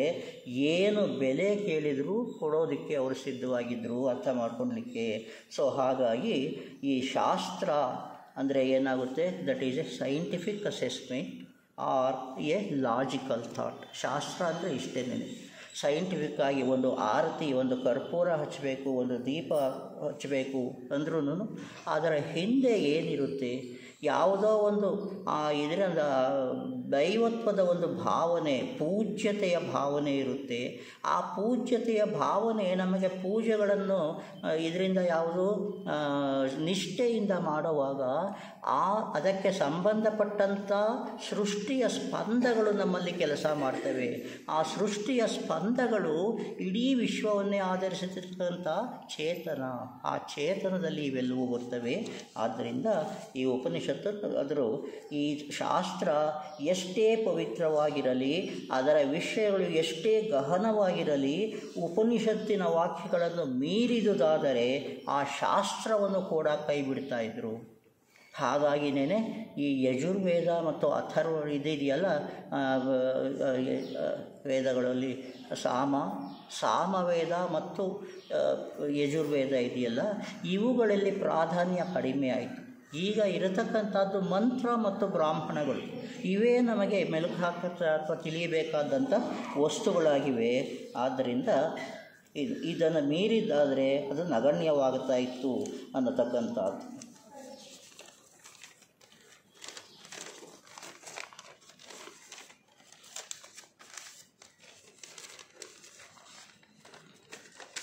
ಸೊ ಈಗ ವಿಷಯಕ್ಕೆ ಬರೋಣ. ಇವಿಷ್ಟೆಲ್ಲ ಗೊಂದಲಗಳು ಆದದ್ದರಿಂದಲೇ ನಮಗೆ ಈ ವೇದಗಳು ಸರಿಯಾಗಿ ಗ್ರಾಹ್ಯವಾಗಿಲ್ಲ. ಆದರೆ ಇದಕ್ಕೆ ಒಂದು ಕಾರಣ ಇದೆ, ಅದು ಇವತ್ತಿನ ಉಪನ್ಯಾಸದ ವಿಷಯ ಅಂತ ನಾನು ಇಟ್ಟುಕೊಂಡಿದ್ದೆ. ಸ್ವಲ್ಪ ಆಚೀಚೆ ಹೋಗಿದ್ದಾಯಿತು, ಇಲ್ಲಿ ಮತ್ತೆ ಬರೋಣ. ಯಾತಕ್ಕೆ ನಮಗೆ ಈ ಆಸಕ್ತಿ ಬಂದಿಲ್ಲ? ವೇದಗಳಲ್ಲಿ, ಉಪನಿಷತ್ತುಗಳಲ್ಲಿ ಇರುತ್ತೆ. ಇದರಲ್ಲಿ ಶಾಸ್ತ್ರಗಳನ್ನೇ ತೆಗೆದುಕೊಳ್ಳೋಣ. ಶಾಸ್ತ್ರ ನಿಷ್ಠೆಯಿಂದ ನಾವು ಮಾಡತಕ್ಕಂಥದ್ದು ಯಾತಕ್ಕಾಗಿ, ಯಾವ ಕಾರಣಕ್ಕೆ ಮಾಡ್ತೇವೆ ಅನ್ನತಕ್ಕಂಥದ್ದು ಅದು ಕೂಡ ವಿಶೇಷ ಆಗ್ತದೆ. ಆದ್ದರಿಂದ ಈ ಬೆಳವಣಿಗೆಯು ಇದು ತತ್ವದರ್ಶನದ ಇತಿಹಾಸದ ಪ್ರಮುಖ ಅಂಶಗಳು ಕೆಲವು ಇವೆ. ಅವು ಏನು ಅಂತ ಹೇಳಿದ್ರೆ, ಆ ಬೆಳವಣಿಗೆಯ ಹೆಜ್ಜೆ ಗುರುತುಗಳನ್ನು ನಾವು ಗಮನಿಸಬಹುದೇ? ಒಂದರಿಂದ ಇನ್ನೊಂದು ಹೇಗೆ ಬೆಳೆಯಿತು? 3500 ವರ್ಷಗಳ ಜ್ಞಾನದಲ್ಲಿ ಒಂದು ಮಟ್ಟದಿಂದ ಇನ್ನೊಂದು ಮಟ್ಟಕ್ಕೆ ನಮ್ಮ ಜ್ಞಾನ ಯಾವ ಪ್ರೇರಣೆ ಮೇಲೆ ಉಂಟಾಯಿತು ಅದನ್ನು ನಾವು ಅಳತೆ ಮಾಡಬಹುದೇ ಅಂತ ಹೇಳಿದ್ರೆ, ಈ ಆಚಾರ್ಯ ಗೌಡಪಾದರು ಒಂದು ಮಾತು ಹೇಳ್ತಾರೆ. ಅದೇನು ಅಂದರೆ, ಈ ಸಂಸ್ಕೃತಿ, ಆರ್ಯ ಸಂಸ್ಕೃತಿ ಇದೆಯಲ್ಲ, ಆರ್ಯ ಸಂಸ್ಕೃತಿ ಬೆಳೆದು ಬಂದ ದಾರಿಯ ಹೆಜ್ಜೆ ಗುರುತುಗಳನ್ನು ವೈದಿಕ ಸಾಹಿತ್ಯದಲ್ಲಿ ಕಂಡುಕೊಳ್ಳುವ ಪ್ರಯತ್ನ ಮಾಡೋದ್ರಲ್ಲಿ ನಾವು ಮಾಡ್ತಾ ಇದ್ದೀವಿ. ಅವರು ಹೇಳ್ತಾರೆ, ಆಕಾಶದಲ್ಲಿ ಹಾರುವ ಹಕ್ಕಿಯ ಹೆಜ್ಜೆ ಗುರುತುಗಳನ್ನು ಗುರುತಿಸುವಂತೆ ಹಾಸ್ಯಾಸ್ಪದ ಅಂತ ಹೇಳ್ತಾರೆ. ಏಕೆ? ಅವು ಎಲ್ಲವೂ ಒಂದು ರೀತಿಯಾದಂಥ ಅಗಮ್ಯದಲ್ಲಿ ಹೋಗ್ತಾ ಇವೆ, ಅದೃಶ್ಯದಲ್ಲಿ ಹೋಗ್ತಾ ಇವೆ. ಅಂದರೆ ನಮ್ಮ ಒಳಗಿನ ಶಕ್ತಿ ಅವುಗಳನ್ನು ನಡೆಸ್ತಾ ಇದೆ, ಅದು ನಮಗೆ ಗೊತ್ತಿಲ್ಲ. ನಾವು ಹೊರಗೆ ಮಾಡತಕ್ಕಂಥದ್ರಿಂದ ಮಾತ್ರ ನಾವು ಗುರುತಿಸೋಕ್ಕೆ. ಯಾಕೆ ಅಂದರೆ ನಾವು ಬಹುತೇಕ ಇಂದ್ರಿಯಗಳಿಂದ ಪ್ರೇರಿತಾ ಇದ್ದೇವೆ, ಇಂದ್ರಿಯ ಜ್ಞಾನದಿಂದ ಪ್ರೇರಿತರಾಗ್ತೇವೆ. ಆ ಇಂದ್ರಿಯಾತೀತವಾದಂಥ ಒಂದು ಸ್ಥಿತಿ ಇದೆ ಅಂತ ಹೇಳಬೇಕಾದ್ರೆ ಈ ಇದರಲ್ಲಿ ಯಾವುದು ಆತ್ಮಷಟ್ಕಂ ಅಂತ ಓದಿದೆ, ಅದರಲ್ಲಿ ಅವರು ಹೇಳ್ತಾರೆ ಅಚ್ಚುಕಟ್ಟಾಗಿ ಹೇಗೆ ನಮಗೆ ಈ ಆತ್ಮ ಅನ್ನೋದ್ರ ಕಲ್ಪನೆ ತಾನಾಗಿ ನಮಗೆ ಬಂತು ಅಂತ ಹೇಳ್ತಾರೆ. ಒಂದೇ ಒಂದು ಹೇಳ್ತೀನಿ, ಅದರಲ್ಲಿ ಹೇಳ್ತಾರೆ ನಾವು ಕಣ್ಣಿನಿಂದ ನೋಡ್ತೇವೆ, ಕಣ್ಣಿನಿಂದ ನೋಡತಕ್ಕಂಥವು ವಿವಿಧ ಆಕಾರಗಳಲ್ಲಿರ್ತವೆ, ವಸ್ತುಗಳು ವಿವಿಧ ಬಣ್ಣಗಳಲ್ಲಿ ಇರ್ತವೆ. ಆದ್ರೂ ನಾವು ನೋಡತಕ್ಕಂಥ ವಸ್ತುಗಳು ಅದನ್ನು ನಮ್ಮ ಕಣ್ಣು ನೋಡುತ್ತೆ, ನಮ್ಮ ಕಣ್ಣು ನೋಡುತ್ತೆ. ಆ ಕಣ್ಣು ನೋಡಿದ್ರನ್ನ ಮನಸ್ಸಿಗೆ ಹೇಳುತ್ತೆ. ಆ ಮನಸ್ಸು ಏನು ಮಾಡುತ್ತೆ, ಆ ನೋಡತಕ್ಕಂಥ ಮನಸ್ಸಿಗೆ ಯಾವ ಬಣ್ಣಗಳ ವ್ಯತ್ಯಾಸವಿಲ್ಲ, ಯಾವ ಆಕಾರಗಳ ವ್ಯತ್ಯಾಸವಿಲ್ಲ, ಅದು ಸಾಕ್ಷಿಯಂತೆ ನೋಡುತ್ತೆ ಅನ್ನತಕ್ಕಂಥದ್ದು. ಆ ಸಾಕ್ಷಿ ಭಾವವೇ ನಮ್ಮಲ್ಲಿ ಇರಬೇಕಾದ್ದು. ಇಂದ್ರಿಯಾತೀತವಾದಂಥ ಗ್ರಹಿಕೆಯನ್ನು ನಾವು ಮಾಡಿಕೊಳ್ಬೇಕು. ಇನ್ನೂ ಮುಂದಕ್ಕೆ ಹೋಗ್ತಾರೆ, ಒಳ್ಳೆಯದು ಕೆಟ್ಟದ್ದು ಶೀತ ಉಷ್ಣ ಇವುಗಳು ಎಲ್ಲವನ್ನು ಗ್ರಹಿಸತಕ್ಕದ್ದು ಕೇವಲ ನಮ್ಮಲ್ಲಿ ಇರುವ ಸಾಕ್ಷಿ ಮಾತ್ರ ಅಂತ ಹೇಳ್ತಾರೆ. ಅದನ್ನು ನಾವು ಆತ್ಮ ಆ ರೀತಿಯಾಗಿ ತೆಗೆದುಕೊಳ್ತೇವೆ. ಸೊ ಹಾಗಾಗಿ ಈ ವೈದಿಕ ಸಾಹಿತ್ಯದಲ್ಲಿ ಆ ಬೆಳವಣಿಗೆ ಹೆಜ್ಜೆ ಗುರುತುಗಳನ್ನು ಕಂಡುಕೊಳ್ಳೋದು ಕಷ್ಟ ಅಂತ ಹೇಳ್ತಾರೆ. ಭಾರತೀಯ ತತ್ವದರ್ಶನ ಬೇರೆ ಯಾವುದೇ ಹೊರಗಿನ ಸಂಸ್ಕೃತಿಯ ಪ್ರಭಾವಕ್ಕೆ ಒಳಗಾದ ಉದಾಹರಣೆಗಳಿಲ್ಲ, ಸ್ವಾಯತ್ತವಾಗಿ ಬಂದಿದೆ. ವೇದವನ್ನು ನಾವು ಆಶ್ರಯಿಸುತ್ತೇವೆ ಹೊರತು ವೇದ ಮತ್ತೊಂದನ್ನು ಆಶ್ರಯಿಸೋದಿಲ್ಲ. ತತ್ವಶಾಸ್ತ್ರಗಳು ಬೇರೆ ಬೇರೆ ಇವೆ, ಪಾಶ್ಚಾತ್ಯ ಇದೆ, ಪೌರ್ವಾತ್ಯ ಇದೆ. ಆದರೆ ಆ ಯಾವುದರ ಆಧಾರ ವೇದಗಳಿಗೆ ಇಲ್ಲ ಅನ್ನತಕ್ಕಂಥದ್ದು. ಆದ್ದರಿಂದ ಇದೊಂದು ಸ್ವಾಯತ್ತವಾದಂಥ ಒಂದು ಸಂಸ್ಕೃತಿ ಸ್ವಾಯತ್ತ ದರ್ಶನ ಅಂತ ಹೇಳ್ತೀವಿ. ಅಂದರೆ ಈ ಮಂತ್ರಗಳಿಂದ ಹಿಡಿದು ಉಪನಿಷತ್ ವಾಕ್ಯಗಳವರೆಗೆ ಈ ಪರಂಪರೆಯ ಜ್ಞಾನ ಮತ್ತು ಅರಿವು ಈಗಲೂ ನಮಗೆ ಗಹನತರವಾಗಿದೆ, ನಿಗೂಢವಾಗಿದೆ ಮತ್ತು ಅಸ್ಪಷ್ಟವಾಗಿದೆ. ಇದಕ್ಕೆ ಕಾರಣಗಳನ್ನು ಹುಡುಕಬೇಕು. ನಾವು ಕಾರಣಗಳು ಸಿಕ್ಕರೆ ನಾವು ನಮ್ಮನ್ನು ನಾವು ತಿದ್ದುಕೊಳ್ಳಬಹುದು, ನಮ್ಮ ತಿಳಿವನ್ನು ತಿದ್ದುಕೊಳ್ಳಬಹುದು, ಅಥವಾ ಬೇರೆ ಯಾವುದೇ ಒಂದು ವಿರೋಧ ಇದು ಅದನ್ನು ಕೂಡ ನಾವು ಎದುರಿಸಬಹುದು ಅನ್ನೋ ದೃಷ್ಟಿಯಿಂದ ಕಾರಣಗಳನ್ನು ಸ್ವಲ್ಪ ಪಟ್ಟಿ ಮಾಡಿ ಹೋಗ್ತಾ ಇದ್ದೇನೆ. ಈ ವೇದ ವಿದ್ಯೆಯ ಕುರಿತಾದಂಥ ಅಂದಂದಿನ ತಿಳುವಳಿಕೆ 3500 ವರ್ಷಗಳು ಕಳೆದು ಅಂದರೆ 2500ರಲ್ಲಿ ಏನು ಬದಲಾವಣೆ ಆಯಿತು, ಮತ್ತು 3000ರಲ್ಲಿ ಏನಾಯಿತು, 12ನೇ ಶತಮಾನದಲ್ಲಿ ಕೆಲವು ನಾವು ನೋಡ್ತೇವೆ, ಅದು ಇರಲಿ. ಬಟ್ ಅದೂ ಕೂಡ ನಮಗೆ ಇನ್ನೂ ಅಸ್ಪಷ್ಟವೇ ಆಗಿದೆ. ವಚನ ಸಾಹಿತ್ಯ ತಗೊಳ್ಳಿ, ದಾಸ ಸಾಹಿತ್ಯ ತಗೊಳ್ಳಿ, ಯಾವುದೂ ನಮಗೆ ಅರ್ಥವಾಗೋದಿಲ್ಲ. ಕಲ್ಲು ಸಕ್ಕರೆ ಕೊಳ್ಳಿರೋ ನೀವೆಲ್ಲರೂ ಅಂತ ಹೇಳ್ತಾರೆ. ಇದನ್ನು ಆ ಸಂತೆ ಒಳಗಿಟ್ಟು ಮಾರೋದಲ್ಲ ಇದು. ಆ ಕಲ್ಲು ಸಕ್ಕರೆ ಅಂದರೆ ಏನು, ಅದು ರಾಮನಾಮ ಅನ್ನೋದನ್ನು ಹೇಳ್ತಾರೆ ಅವರು. ರಾಮನಾಮ ಅಂದರೆ ಮತ್ತೆ ನಮ್ಮ ಒಳಗಿನ ಅಂತಃಕರಣವೇ. ಈ ವೇದ ವಿದ್ಯೆಯ ಕುರಿತಾದ ಅಂದಂದಿನ ತಿಳುವಳಿಕೆ ನಮಗೆ ಅದೇ ಅನುಕ್ರಮದಲ್ಲಿ ಸಿಕ್ಕಿದರೆ ನಾವು ಪ್ರೈಮರಿ ಫಸ್ಟ್ ಇಯರ್ನಿಂದ ಹಿಡಿದು ನಾವು ಡಿಗ್ರಿ PhD ಓದುತ್ತೇವೆ. ಆ 15-18 ವರ್ಷಗಳು ಏನಾಗಿದೆ ಅನ್ನತಕ್ಕಂಥದ್ದು ನಮಗೆ ಗೊತ್ತಿರುತ್ತೆ. ಯಾಕೆ ನಾವು ಏನನ್ನು ಓದ್ತಾ ಇದ್ದೇವೆ ಅನ್ನತಕ್ಕಂಥದ್ದನ್ನು ಒಂದನ್ನು ಮೀರಿ ಇನ್ನೊಂದನ್ನು ನೋಡ್ತೇವೆ. ಆದ್ದರಿಂದ ಇದು ನಮಗೆ ತಿಳಿಯುತ್ತೆ. ಆದರೆ ಇಂತಹ ಅನುಕ್ರಮ ವೇದದ ಬೆಳವಣಿಗೆಯಲ್ಲಿ ಇಲ್ಲ. ರಚನಾಕಾರರು ತಮ್ಮ ಕಾಲ ಮತ್ತು ಪರಿಚಯಗಳನ್ನು ಮಾಡಿಕೊಳ್ಳುವುದರಲ್ಲಿ ಯಾವುದೇ ಆಸಕ್ತಿ ತೋರಿಲ್ಲ. ಯಾವ ಮಂತ್ರದಲ್ಲಿ ಆದರೂ ಅದರ ಮೂಲ ಋಷಿಯ ಹೆಸರು ನಿಮಗೆ ಜ್ಞಾಪಕ ಬರ್ತದೆ. ಈ ಮಂತ್ರಗಳನ್ನು ಹೇಳುವಾಗ ಕೆಲವು ಬಾರಿ ಈ ಮಂತ್ರಕ್ಕೆ ಈ ರಚನೆಕಾರರು ಇಂತಹವರು ಅಂತಕ್ಕಂಥ ಒಂದು ಇದು ಬರ್ತದೆ. ಅವು ಆಚರಣೆಯಲ್ಲಿ ಮಾತ್ರ, ಬಟ್ ತತ್ವದಲ್ಲಿ ನೀವು ಯಾವುದೇ ಋಷಿಯ ಹೆಸರನ್ನು ಕೇಳೋದಿಲ್ಲ. ಯಾಕೆ ಅವರು ನೋಡಿರ್ತಕ್ಕಂಥದ್ದು ಇದರಲ್ಲಿ ಯಾವುದು ಪರಿಪೂರ್ಣ ಸತ್ಯವನ್ನು ನೋಡ್ತಾ ಇರೆ ಅಂತ. ಆಮೇಲೆ ಇದನ್ನು ಅಂದರೆ ವೇದ ಅಪೌರುಷ ಅನಾದಿ ಅಂತ ಹೇಳ್ತಾರೆ. ಅಪೌರುಷೇಯ ಅಂದರೆ ಏನು? ವೇದವನ್ನು ಬರೆದವರೇ ಇಲ್ಲ, ಅದು ತಾನಾಗಿ ಬಂದಿದೆ. ಇಂಥ ವಾದಗಳನ್ನು ನಾವು ಒಪ್ಪೋದಕ್ಕಾಗೋದಿಲ್ಲ. ಯಾಕೆಂದರೆ ಯಾವುದೇ ಒಂದು ರಚನೆಗೆ ಒಬ್ಬ ವ್ಯಕ್ತಿ ಅಥವಾ ಒಂದು ಮನಸ್ಸು, ಒಂದು ಶಕ್ತಿ ಇರಬೇಕು ಅನ್ನತಕ್ಕಂಥದ್ದು ಈ ವೇದ ಅನಾದಿ ಅನ್ನತಕ್ಕಂಥದ್ದನ್ನು ಹೇಳೋದಿಲ್ಲ. ಯಾಕೆಂದರೆ ಅದರ ಮೂಲಗಳು ನಮಗೆ 3,000 ವರ್ಷಗಳ ಹಿಂದೆ ಕಾಣಿಸ್ತಿವೆ ನಮಗೆ. ಆದ್ದರಿಂದ ವೇದ ಅನಾದಿಯಲ್ಲ, ಅದು ಅಪೌರುಷೇಯವೂ ಅಲ್ಲ.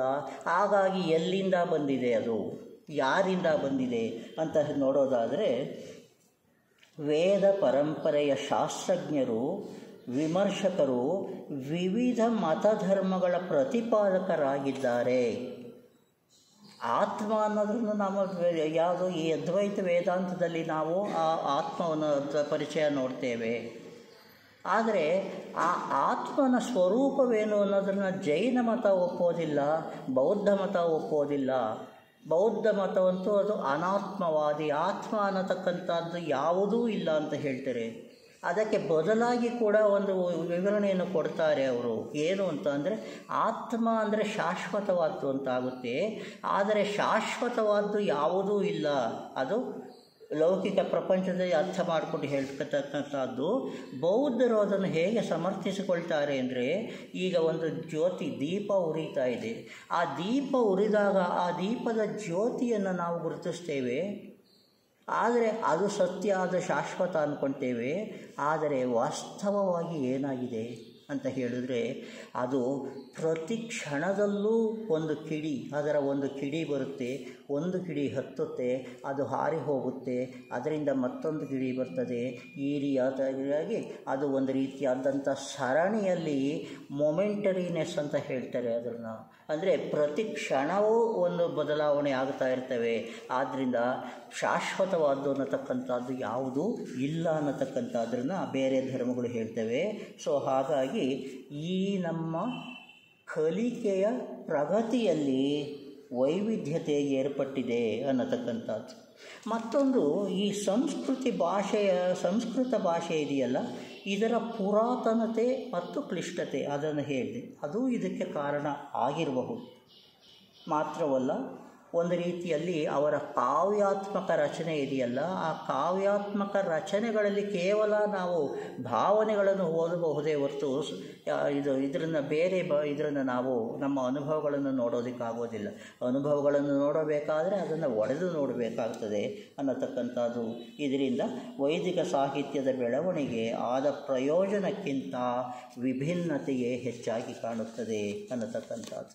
ಮತ್ತು ಈ ವೇದ ಪರಂಪರೆಯ ಹರಿವು ಇದೆಯಲ್ಲ, ಆ ಹರಿವನ್ನು ನಾವು ಗುರುತಿಸೋದರಲ್ಲಿ ನಡುವೆ ಅನೇಕ ಬಿರುಕುಗಳನ್ನು ನೋಡ್ತೇವೆ.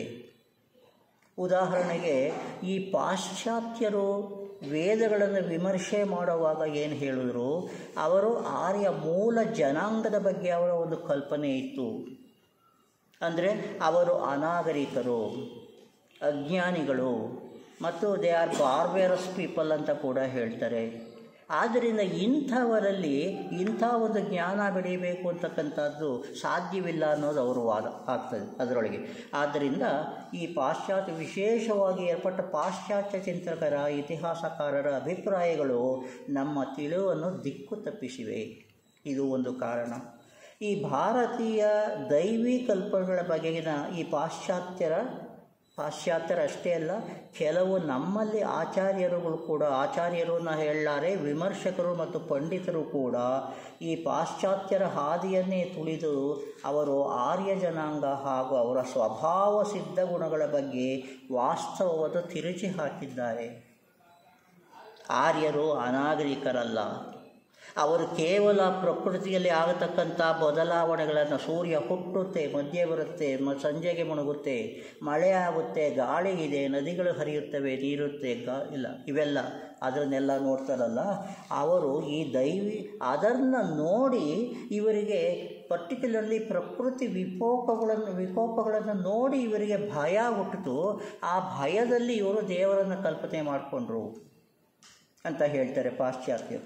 ಆದರೆ ಆ ಹೆಜ್ಜೆಯನ್ನು ದೇಶೀಯ ಇತಿಹಾಸ ಆರ್ಯ ಜನಾಂಗದ ಹಾಗೂ ಅವರ ಸ್ವಭಾವ ಸಿದ್ಧ ಗುಣಗಳ ಬಗೆಗಿನ ವಾಸ್ತವವನ್ನು ತಿರುಚಿ ಹಾಕಿದೆ. ಇದು ಒಂದು ನಮಗೆ ಅರ್ಥವಾಗದೇ ಇರೋದಕ್ಕೆ. ಆಮೇಲೆ ದೈವ ಚಿಂತನೆಗೆ ಬರೋಣ. ಪುರಾತನ ವೇದ ಸಂಸ್ಕೃತಿಯಲ್ಲಿ ಹಲವು ದೈವಗಳ ಕಲ್ಪನೆ ಇದೆ ಅಲ್ವಾ, ಅದು ನಾವು ಹೋಗ್ತೀವಿ. ಆದರೆ ನಂತರ ಅದು ಏಕವಾದಕ್ಕೆ ತಿರುಗುತ್ತೆ ಮತ್ತು ಉಪನಿಷತ್ತುಗಳಲ್ಲಿ ಅದು ಪುರುಷ ರೂಪವನ್ನು ತಾಳುತ್ತೆ ಅಂತಕ್ಕಂಥದ್ದನ್ನು ಹೇಳಿ.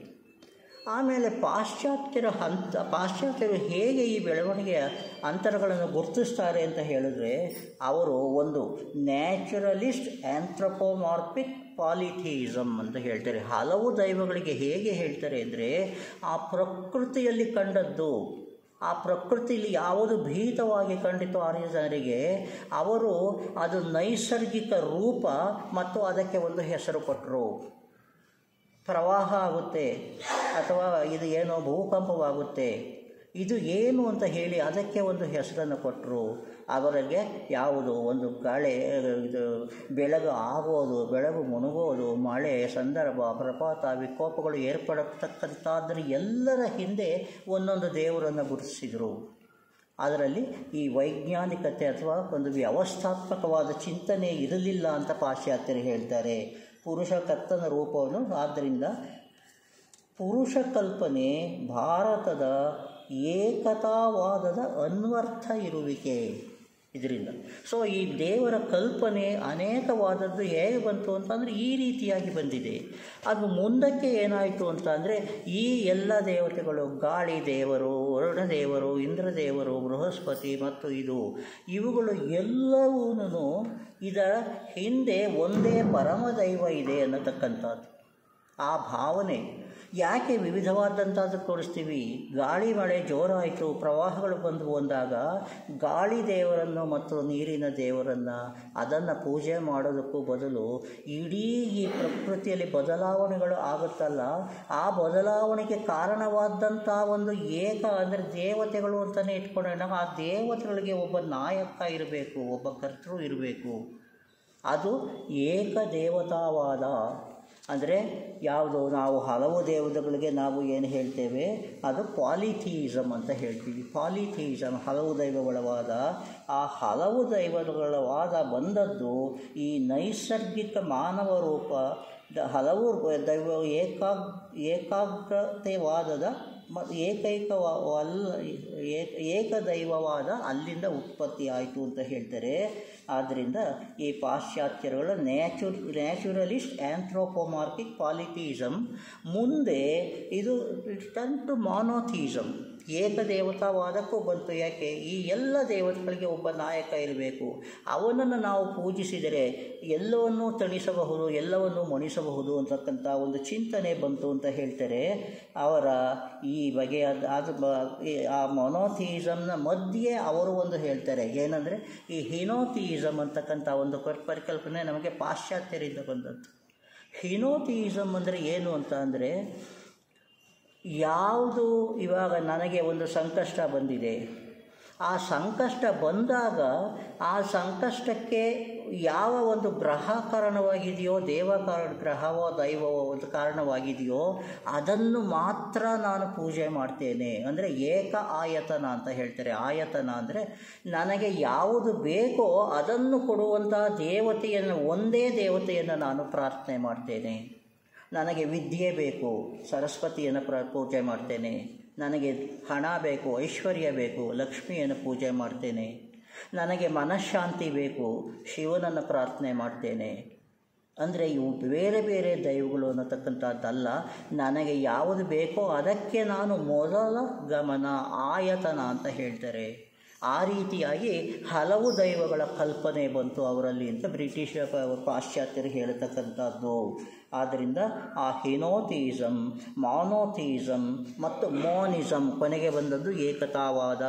ದೈವಗಳ ಕಲ್ಪನೆ ಹಿಂದಕ್ಕೆ ಸರಿಯಿತು, ಚೈತನ್ಯದ ಬಂತು. ಮಾನೋಯಿಸಮ್, ಏಕತಾವಾದ, ಒಂದೇ ಇರತಕ್ಕಂಥದ್ದು ಚೈತನ್ಯ, ಅದು ಇಡೀ ಪ್ರಪಂಚವನ್ನು ನಡೆಸ್ತಾ ಇದೆ ಅನ್ನತಕ್ಕಂಥದ್ದು.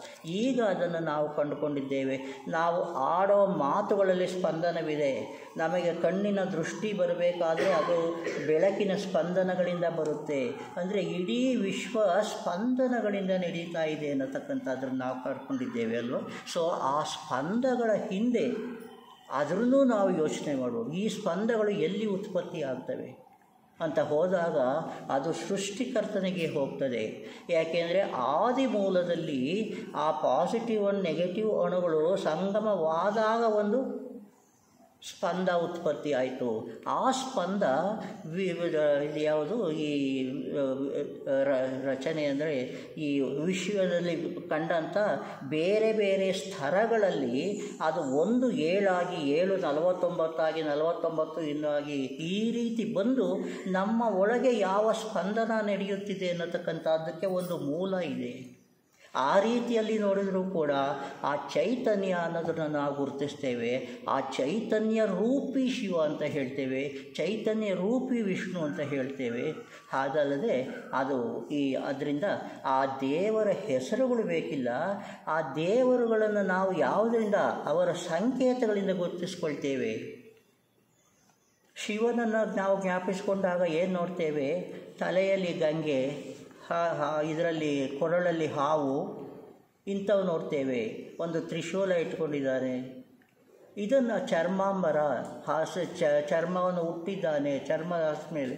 ಇವೆಲ್ಲ ಏನು ಅಂದರೆ ಈ ಶಿವ ಅನ್ನತಕ್ಕಂಥ ಸಂಕೇತದಲ್ಲಿ ಏನೇನು ಗುಣಗಳಿವೆ ಅನ್ನತಕ್ಕಂಥ ಅದರ ಸಂಕೇತ. ಅವುಗಳನ್ನು ಇಟ್ಟುಕೊಂಡು ನಾವು ಶಿವನ ಕಲ್ಪನೆ ಮಾಡಿದಾಗ ನಾವು ಸ್ಪಂದನಗಳು, ನಮ್ಮ ಇದರಲ್ಲಿ ಮನಸ್ಸಿನಲ್ಲಿ ಹುಟ್ಟತಕ್ಕಂಥ ಸ್ಪಂದನಗಳು ಅದಕ್ಕೆ ಅನುವಾದ ಸ್ಪಂದನೆಗಳಲ್ಲಿ ಹೋಗಿ ನಮ್ಮ ಕಲ್ಪನೆಯ ದೇವರಿಗೂ ಮುಟ್ಟುತ್ತೆ ಅನ್ನತಕ್ಕಂಥದ್ದು. ಪಾಶ್ಚಾತ್ಯಗಳು ಗುರುತಿಸುವ ಪ್ರಯತ್ನ ಮಾಡಿದ್ದಾರೆ. ಅವರ ಈ ಬಗೆಯ ವರ್ಗೀಕರಣದ ಹಿಂದೆ ಭಾರತೀಯ ಇತಿಹಾಸದ ಬಗೆಗಿನ ಗ್ರಹಿಕೆ ತಪ್ಪಾಗಿದೆ. ಇದು ಹೇಗೆ ಅನ್ನೋದ್ರೂ ಮುಂದೆ ಹೇಳ್ತೀನಿ, ಇನ್ನೂ ಒಂದು 5 ನಿಮಿಷ ಟೈಮ್ ಇದೆ, ಹೇಳ್ತೀನಿ. ತಪ್ಪಾಗಿದೆ.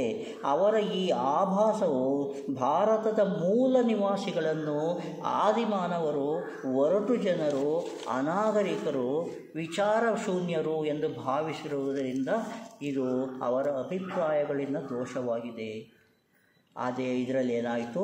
ಅದೇ ನಿಟ್ಟಿನಲ್ಲಿ ಆರ್ಯ ಜನರು ಪ್ರಕೃತಿ ವಿಕೋಪಗಳನ್ನು ಕಂಡು ಭಯಭೀತರಾಗಿ ಪ್ರಕೃತಿಯ ಶಕ್ತಿಗಳಿಗೆ ಮಾನವ ರೂಪವನ್ನಿಟ್ಟು ಅವುಗಳನ್ನು ಮಣಿಸುವ ಉದ್ದೇಶದಲ್ಲಿ ಹಲವು ದೇವರುಗಳನ್ನು ಬಿಂಬಿಸಿಕೊಂಡರು ಅನ್ನುವ ವಾದ ಕೂಡ ಅದು ನಮ್ಮ ವಾಸ್ತವವನ್ನು ತಲೆಕೆಳಕು ಮಾಡಿದೆ ಅನ್ನತಕ್ಕಂಥದ್ದು.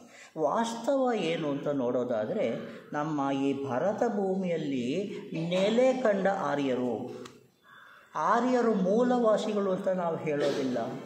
ಒಂದಾನೊಂದು ಒಮ್ಮೆ ಆ ಕಾಂದಹಾರ ಕಣಿವೆಯ ಮೂಲಕ ಅದರಿಂದ ಬೇರೆ ಬೇರೆ ಭೂಭಾಗಗಳಿಂದ ಬಂದರು. ಆದರೆ ಭಾರತ ಭೂಮಿಯಲ್ಲಿ ಮೊದಲು ನೆಲೆಸಿದ ಜನ ಅವರಲ್ಲಿ ಏನು ಗುಣಗಳಿತ್ತು ಅಂತ ನೋಡೋದಾದರೆ, ಆರ್ಯರು ಇಲ್ಲಿನ ಭೂಗುಣ ಮತ್ತು ವಾಯುಗುಣ, ಯಾಕೆ ಇದು ಪರ್ವತ ಪ್ರದೇಶ, ಇದು ಬಯಲು ಪ್ರದೇಶ ಮುಂದೆ ಬರುತ್ತೆ. ಆದರೆ ಇವರ ವಾಸ ಇದ್ದದ್ದು, ಜೀವನ ನಡೀತಾ ಇದ್ದದ್ದು ಈ ಪರ್ವತ ಪ್ರದೇಶಗಳಲ್ಲಿ. ಇಲ್ಲಿ ಭೂಕಂಪಗಳಾಗಲಿ, ಮಳೆ ಆಗಲಿ, ಹಿಮಪಾತಗಳಾಗಲಿ, ಮತ್ತೊಂದಾಗಲಿ ಆಗತಕ್ಕಂಥದ್ದು ಸ್ವಾಭಾವಿಕ ಅನ್ನತಕ್ಕಂಥದ್ದು. ಆದ್ದರಿಂದ ಇಲ್ಲಿನ ಈ ಭೂ ಮತ್ತು ವಾಯುಗುಣಗಳಿಂದ, ಅಂದರೆ ಆ ಪ್ರಶಾಂತತೆಯಿಂದ ಅವರು ಪುಲಕಿತರಾದರು ಅಂತ ಹೇಳ್ತಾರೆ. ಅವರಲ್ಲಿ ಭಯಭೀತಿ ಅಲ್ಲ ಬಂದದ್ದು, ಅವರು ಪುಲಕಿತರಾದರು. ಅದರಿಂದ ನಾವು ಸಹ ಒಂದು ಪ್ರಶಾಂತವಾದ ಒಂದು ಜಾಗಕ್ಕೆ ನಾವು ಹೋದಾಗ ಏನೋ ಒಂದು ಆನಂದ, ಅನಿರ್ವಚನೀಯ ಆನಂದ ಆಗುತ್ತೆ. ಯಾತಕ್ಕೆ ಅಂದರೆ ಅದು ನಮ್ಮ ಈ ಪ್ರಕೃತಿಯ ಸ್ವಭಾವ, ಅದು ಪ್ರಕೃತಿಯ ಗುಣ, ಅದರಿಂದ ಬರ್ತದೆ. ಅಲ್ಲಿನ ಪರಿಸರಗಳು ನಮ್ಮಲ್ಲಿ ಆ ಒಂದು ಭಾವನೆಯನ್ನು ಹುಟ್ಟಿಸುತ್ತವೆ ಅನ್ನತಕ್ಕಂಥದ್ದು. ಇಲ್ಲಿ ಪುಲಕಿತರಾಗಿ ಪ್ರಕೃತಿಯ ಬದಲಾವಣೆಗಳು, ಅದರ ಜೀವ ವೈವಿಧ್ಯವನ್ನು ಸಹ ನೋಡಿ ಆ ವಿಶೇಷ ಗುಣಗಳಿಗೆ ಸಂಕೇತ ರೂಪಗಳನ್ನು ಕೊಟ್ಟು ಅವುಗಳ ಗುಣಗಾನ ಪ್ರಶಂಸೆಗಳಲ್ಲಿ ತೊಡಗಿ ಸೃಷ್ಟಿ ಮೂಲದ ಸಂಕಲ್ಪಗಳನ್ನು ಕುರಿತು ಮೌನ ಚಿಂತೆಯಲ್ಲಿ, ಆಂತರಿಕ ಮೌನ ಚಿಂತನೆಯಲ್ಲಿ ಗಾಢವಾಗಿ ತೊಡಗಿಕೊಂಡು ತಪಸ್ವಿಗಳಾಗಿ ಆ ಘೋರ ತಪಸ್ಸುಗಳ ಭಾವುಕ ಕ್ಷಣಗಳಲ್ಲಿ, in the mistake moments of that, ಏನು ಹೇಳ್ತೀರಿ, ಧ್ಯಾನ ಅಂತ ಹೇಳ್ತೀವಲ್ಲ, ಆ ಧ್ಯಾನದ ಮಿಸ್ಟಿಕ್ ಮೂಮೆಂಟ್ಸಲ್ಲಿ ಅವರಿಗೆ ಪ್ರಕೃತಿಯ ರಹಸ್ಯಗಳು ನೇರವಾಗಿ ಕಂಡುಬಂದವು. ಆ ನೇರವಾಗಿ ಕಂಡು ಬಂದಿದ್ದನ್ನೇ ಅವರು ಮಂತ್ರಗಳಲ್ಲಿ ವಿವರಿಸಲಿಕ್ಕೆ ಹೋಗಿದ್ದು. ಹೋಗಿದ್ದಾರೆ ಅನ್ನತಕ್ಕಂಥದ್ದು. ಆದ್ದರಿಂದ ಅದು ಅಪೌರುಷೇಯ ಅಂತಲೂ ಹೇಳೋಕ್ಕಾಗೋದಿಲ್ಲ ವೇದಗಳು. ಯಾಕೆ? ಆ ಋಷಿ ಮೂಲದಿಂದ ಬಂದಿವೆ. ಬಟ್ ಆ ಋಷಿ ಮೂಲಕ್ಕೆ ಯಾವ ಸೋರ್ಸ್ ಅಂತ ಹೇಳಿದ್ರೆ ಅದು ಸತ್ಯತೆಯ ಸ್ಪಷ್ಟ ಇದು ಏನು ಇದು ಸತ್ಯವನ್ನು ಸ್ಪಷ್ಟವಾಗಿ ತಾವೇ ನೇರ ದೃಷ್ಟಿಯಿಂದ ನೋಡಿದ್ದಾರೆ. ಅದರಿಂದ ಹಾಗಾಗಿ ಈ ಬ್ರಹ್ಮತತ್ವದ ಯಥಾರ್ಥ ಜ್ಞಾನ ಸಂಹಿತೆಗಳ ರೂಪದಲ್ಲಿ ಸಾಹಿತ್ಯಿಕ ಅಭಿವ್ಯಕ್ತಿಯನ್ನು ಕಂಡಿತು. ಸೊ ವಾಸ್ತವಕ್ಕೂ ನಾವು ವೇದಗಳನ್ನು ಅರ್ಥೈಸೋದಕ್ಕೂ ಅದರ ಮೇಲೆ ನಂಬಿಕೆ ಇಡೋದಕ್ಕೂ ಇಂಥ ಕಾರಣಗಳು ಇವೆ ಅನ್ನತಕ್ಕಂಥದ್ದು. ಒಂದೇ ಒಂದು ಇಷ್ಟೆಲ್ಲ ಆದಮೇಲೆ ಅದು ಏಕತಾಭಾವ ಏಕದೈವ ಅಂತ ಬಂತು. ಆದಮೇಲೆ ಏಕತಾಭಾವ ಬಂತು. ಇದರಲ್ಲಿ ನಿಮಗೆ ನಮ್ಮೆಲ್ಲರಿಗೂ ಪರಿಚಿತವಾಗಿರುವಂಥ ಒಂದೆರಡು ಇದರನ್ನು ಏನಿದೆ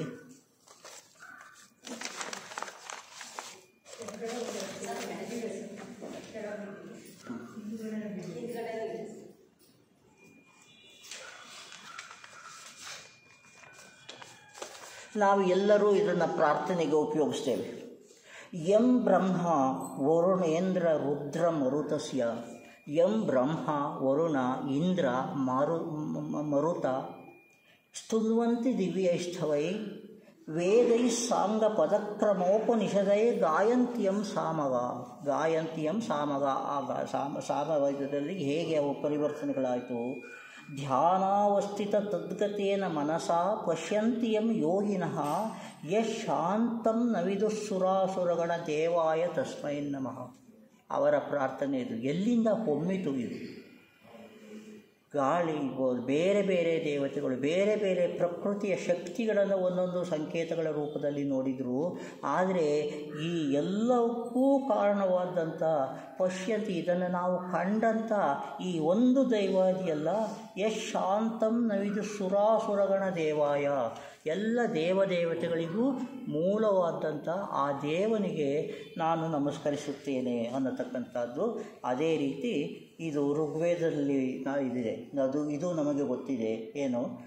ಶಂ ನೋ ಮಿತ್ರ, ಶಂ ವರುಣ, ಶಂ ನೋ ಭವತ್ಪರ್ಯಮಾ, ಶಂ ನ ಇಂದ್ರೋ ಬೃಹಸ್ಪತಿ, ಶಂ ನೋ ವಿಷ್ಣುರುಕ್ರಮ, ತ್ವಮೇವ ನಮೋ ಬ್ರಹ್ಮಣೆ, ನಮಸ್ತೆ ವಾಯೋ, ತ್ವಮೇವ ಪ್ರತ್ಯಕ್ಷಂ ಬ್ರಹ್ಮಾಸಿ, ತ್ವಮೇವ ಪ್ರತ್ಯಕ್ಷಂ ಬ್ರಹ್ಮಾಸಿ, ತ್ವಮೇವ ಪ್ರತ್ಯಕ್ಷಂ ಬ್ರಹ್ಮ ವದಿಷ್ಯಾಮಿ, ಋತಂ ವದಿಷ್ಯಾಮಿ, ಸತ್ಯಂ ವದಿಷ್ಯಾಮಿ. ಹೇಗೆ ಆ ಋತ ಸತ್ಯ ಇದು ಆ ಅಂತಃಶಕ್ತಿಗಳು ಹೇಗೆ ಇರಬಾರ್ದು ಅನ್ನೋದಕ್ಕೆ ಋತಂ ವದಿಷ್ಯಾಮಿ, ಸತ್ಯಂ ವದಿಷ್ಯಾಮಿ, ತನ್ಮಾಮವತು ತದ್ವಕ್ತಾರಂ ಅವತು. ಇದಕ್ಕೆ ಮೂಲ ಸೃಷ್ಟಿಕರ್ತನು ಅವತು ಮಾಂ ಅವತು ವಕ್ತಾರಂ. ಓಂ ಶಾಂತಿ ಶಾಂತಿ. ಇಷ್ಟನ್ನು ನಾವು ಮನಸ್ಸಿನಲ್ಲಿ ಗ್ರಹಿಸಿಕೊಂಡು ಭಾವನಾತ್ಮಕವಾಗಿ ನೋಡಿ ಆಸ್ಥೆಯಿಂದ ಇಂತಹ ಒಂದು ಈ ಒಂದು ಮಂತ್ರ ಶ್ಲೋಕ ಅಂತ ಹೇಳೋಣ, ಇಂಥ ಒಂದು ಶ್ಲೋಕವನ್ನು ಕೇಳಿದಾಗ ಆ ಶಾಂತಿ ಶಾಂತಿ ಶಾಂತಿ ಯಾವುದನ್ನು ನಾವು ಜೀವನದಲ್ಲಿ ಗಳಿಸಿಕೊಳ್ಳೋದು ನಮಗೆ ಇದುವರೆಗೂ ಸಾಧ್ಯವಾಗಿಲ್ಲವೋ ಅದಕ್ಕೆ ನಾವು ಆ ಚೈತನ್ಯಕ್ಕೆ ಬಿಟ್ಟು ಬಿಡೋಣ. ಅದನ್ನು ನಾನು ನನ್ನದು ಅನ್ನತಕ್ಕಂಥ ಸ್ವಾರ್ಥ ಭಾವನೆಗಳು ಇದ್ದಾಗ ನಮ್ಮ ಯೋಚನೆಗಳು ಮೇಲಕ್ಕೆ ಹೋಗೋದಿಲ್ಲ. ಸೊ ಇವಾಗ ವೇಳೆ ಆಗಿದೆ. ನಾವು ಯಾವಾಗಲೇ ಇದನ್ನು ಉಪನ್ಯಾಸ ಮಾಡಿದಾಗ ಯಾವುದೇ ಮೂಮೆಂಟಲ್ಲಿ, ಯಾವುದೇ ಕ್ಷಣದಲ್ಲಿ ನಿಮಗೆ ಯಾವುದೇ ಒಂದು ಅರ್ಥವಾಗಲಿಲ್ಲ ಅಂತ ಹೇಳಿದ್ರೆ ಅದೇ ಕ್ಷಣದಲ್ಲಿ ನೀವು ನನಗೆ ಹೇಳಿದರೆ ವಿವರಿಸೋದಕ್ಕೆ ಇನ್ನೂ ಹೆಲ್ಪ್ ಆಗುತ್ತೆ. ಆದ್ದರಿಂದ ನೀವು ನನ್ನ ಗಮನವಿಟ್ಟು ಕೇಳ್ತಾ ಇರಿ. ಮತ್ತು ಏನಾದರೂ ನಾನು ಹೇಳಿದ್ದಕ್ಕಿಂತ ವಿಭಿನ್ನವಾದಂಥ ವಿಚಾರಗಳು ನಿಮಗೆ ತಿಳಿದಿದ್ದರೆ ಅದನ್ನು ಹೇಳಿ, ಅದನ್ನು ಇದಕ್ಕೆ ಸೇರಿಸಿ ಅದನ್ನು ಸಮಂಜಸ ಮಾಡೋಣ ಅನ್ನತಕ್ಕಂಥದ್ದು. ಸೊ ಇದರಲ್ಲಿ ಇಷ್ಟು ಹೊತ್ತು ತಾವು ಸಾವಧಾನದಿಂದ ಕೇಳಿದ್ದೀರಿ. ಈ ಸರಣಿ ಮುಂದುವರಿಯುತ್ತೆ. ಪ್ರತಿಯೊಂದರಲ್ಲೂ ಇದು ಮುಂದಕ್ಕೆ ಈ ಆತ್ಮ ಬ್ರಹ್ಮ ಇದರ ಕಲ್ಪನೆ, ಜಗತ್ ಸೃಷ್ಟಿ, ಜಗತ್ ಲಯ ಇವಕ್ಕೆಲ್ಲಕ್ಕೂ ಇರುವಂಥ ಆಧಾರಗಳನ್ನು ನಾನು ಬಿಡಿಸ್ತಾ ಹೋಗ್ತೇನೆ. ತಾವು ಅದನ್ನು ಗ್ರಹಿಸಿ ಸಂದೇಹಗಳನ್ನು ನನ್ನ ಮುಂದೆ ಇಟ್ಟರೆ ಅದು ನಾನು ಹೇಳಿದ್ದಕ್ಕಿಂತಲೂ ಹೆಚ್ಚಾದ ಜ್ಞಾನ ಸಿಗುತ್ತೆ ಅಂತ ಭಾವಿಸ್ತೀನಿ. ನಿಮಗೆ ಎಲ್ಲರಿಗೂ ನಮಸ್ಕಾರ ಹೇಳ್ತಾ ಇವತ್ತಿನ ಉಪನ್ಯಾಸ ಮುಗಿಸ್ತಾ ಇದ್ದೇನೆ.